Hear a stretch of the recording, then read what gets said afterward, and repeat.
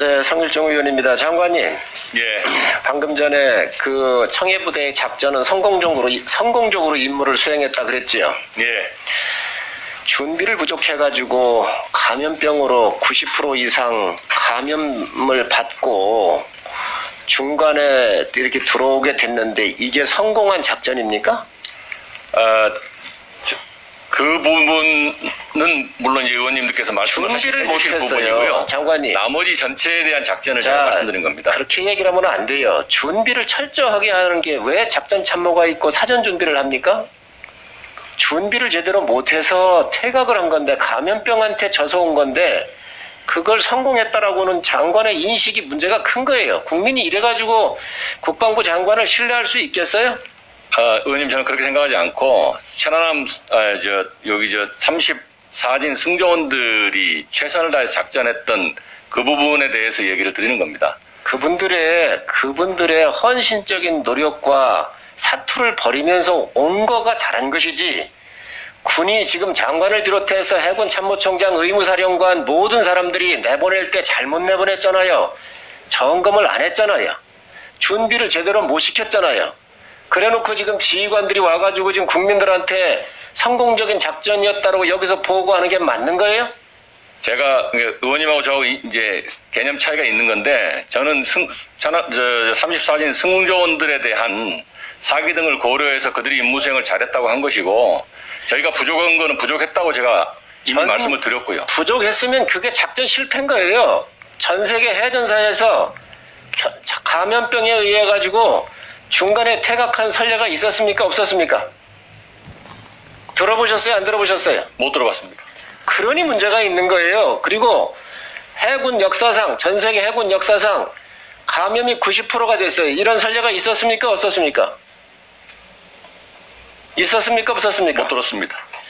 그러고도 여러분들이 작전 성공했다고 얘기를 하면 안 되는 거예요. 부끄러운 거예요. 또 하나 묻겠습니다. 이 군 수송기를 우리가 급파를 해서 잘 들어왔어요.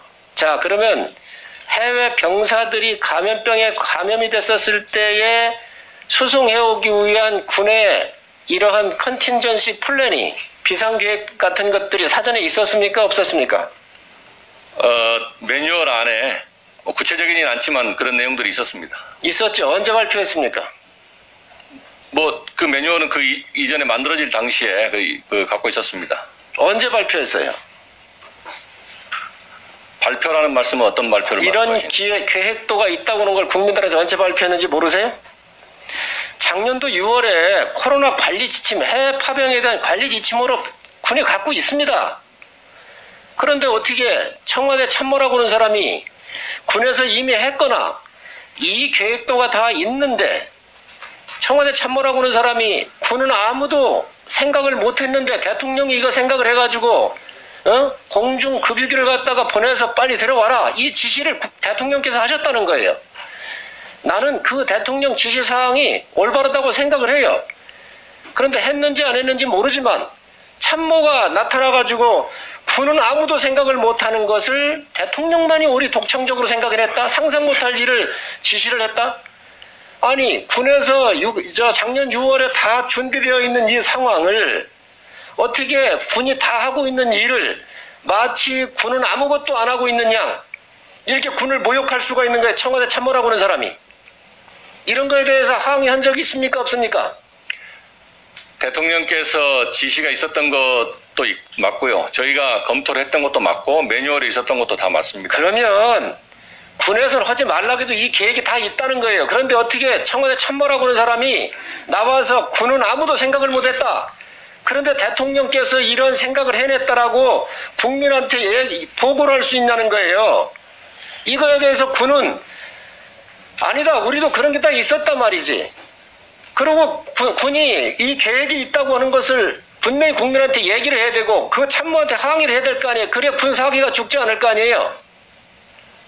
틀립니까? 군을 얼마나 무시했으면 청와대 대변인이라는 사람이 말이에요, 나와서 이런 얘기를 함부로 얘기를 해요. 군은 거기에 왜 침묵하고 있습니까? 청와대가 그렇게 무서워요?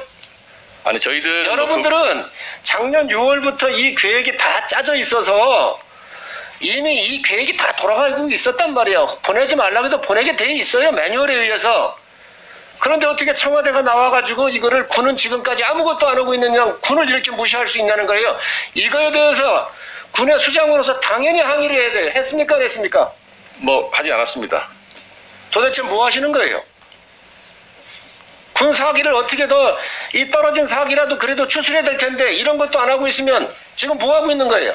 저희들은 이제 뭐 그런 거보다도 저희 34진을 안전하게 철수시키고 하는 그런 데 집중하고 있었습니다. 이런 아부성 발언을 하는 거에 대해서 다른 55만 군인들이 절망을 할 수도 있는 거예요. 다 준비가 돼서 어쨌든 감염병 사태가 오니까 다 비행기 보내서 데려오는 계획이 다 서 있고 다 준비가 돼 있는 것을 마치 군은 놀고 있는 것처럼 아무것도 일하고 있는 참 대통령이 지시해서 한다라고 이런 아부성 발언에 판치고 있는데 군이 대응을 안 하고 있으면 지금 뭐 하고 있는 거예요? 의원님, 저 조금 더 제가 말씀을 드리면은 사실은 그 매뉴얼에 나와 있어도 그 매뉴얼을 구현하기가 쉽지 않은데 거기 이제 정부 부처랑 같이 노력을 같이 해서 그렇게 된 것이니까 그렇게 이해를 해주셨으면 좋겠습니다. 어떻게 정부 부처하고 노력을 해서 했겠습니까? 이 긴급한 상황을 당연히 정부 부처는 모든 부처가 다 동원돼서 함께 이 군인들을 데려와야지요.